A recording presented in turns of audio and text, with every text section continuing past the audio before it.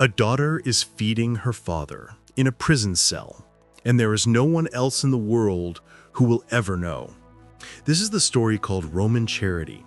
It comes from ancient legend recorded by the historian Valerius Maximus. Simon, an old man condemned to die by starvation, is kept alive in secret by his daughter Pero, who has recently given birth. She visits him in his cell and feeds him from her own body, giving him the milk meant for her infant. When the guards finally discover what she has done, they are so moved by her devotion that they petition for his release. The Senate grants mercy.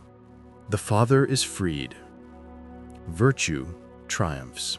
That is the legend.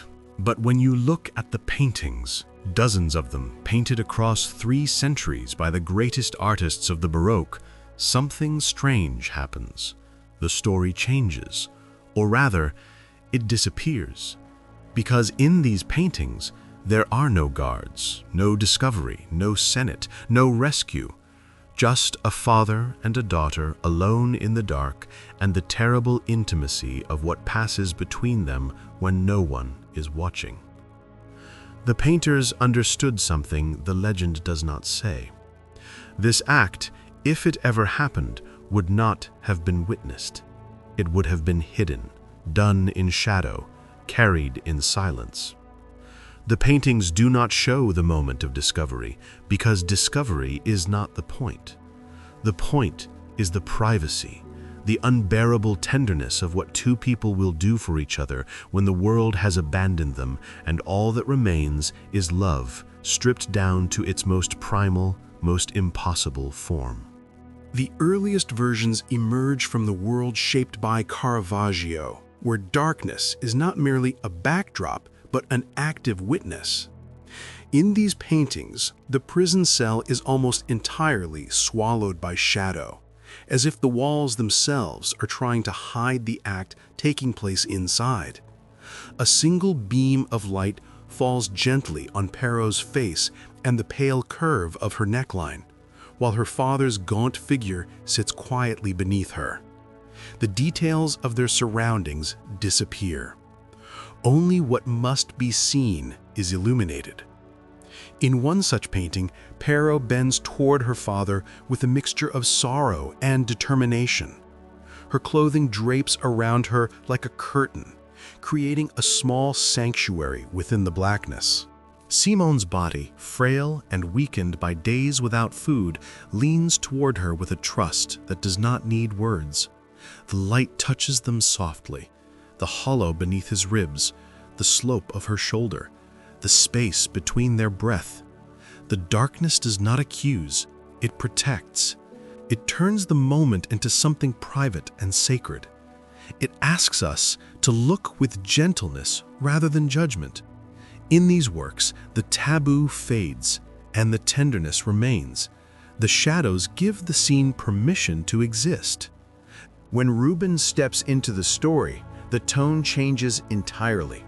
His world is one of flesh, color, movement, and abundance. Pero is not a delicate figure, but a woman glowing with life, her presence warm and grounded. Her clothing spills around her in rich folds of red and gold, her skin luminous in the dim prison light, her body strong enough to anchor the entire composition. She sits firmly on the stone floor, offering life without hesitation. Simone is older, weaker, but not skeletal. Rubens refuses to depict him as someone fading away. Instead, he shows him clinging to life with a final fragile dignity. In Rubens' hands, the moment does not feel humiliating or scandalous. It feels like the last available gesture of love in a world that has run out of mercy. Rubens does not avoid sensuality, but he transforms it into something larger.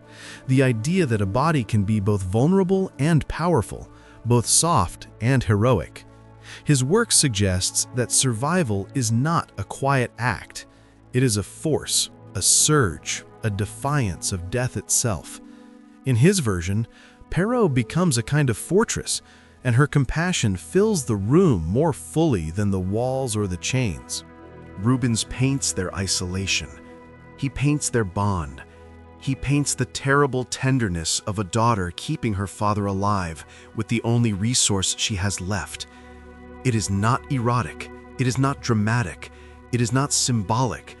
It is the physical reality of devotion. By the time Greuze paints the scene in the 18th century, the violence of hunger has been softened. Perrault appears younger, gentler, her expression distant, as though she is carrying the weight in silence.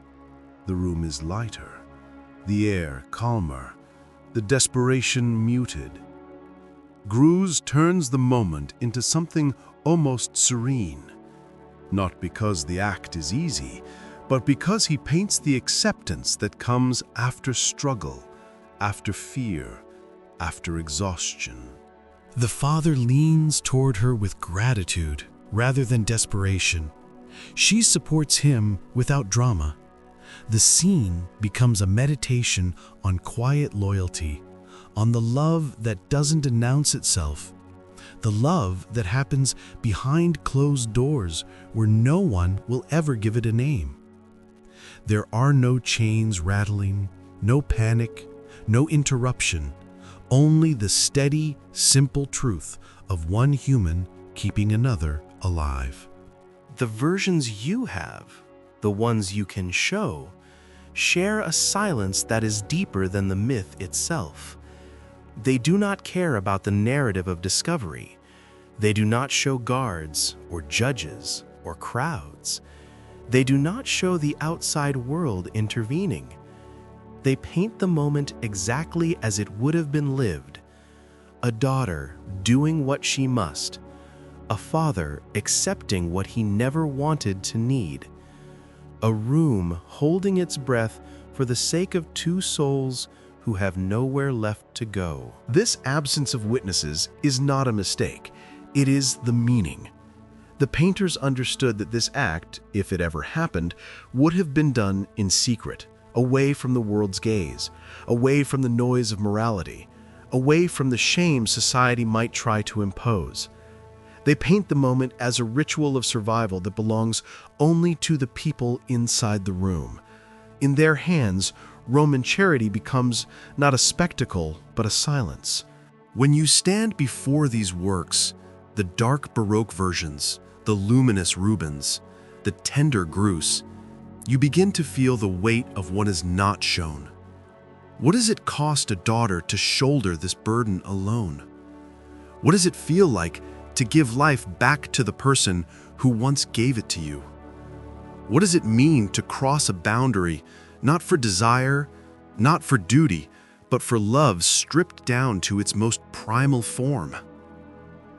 The paintings do not answer. They do not promise a rescue. They do not promise that he survives. They do not offer closure or moral clarity. They give you the moment, the breath, the closeness, the sacrifice, and ask you to sit with it. Not as a scandal, not as a spectacle, but as a human truth too private for history to fully hold. This is Roman charity as the painters saw it. Not a story about witnesses, but a story about the kind of love that exists only when no one is watching.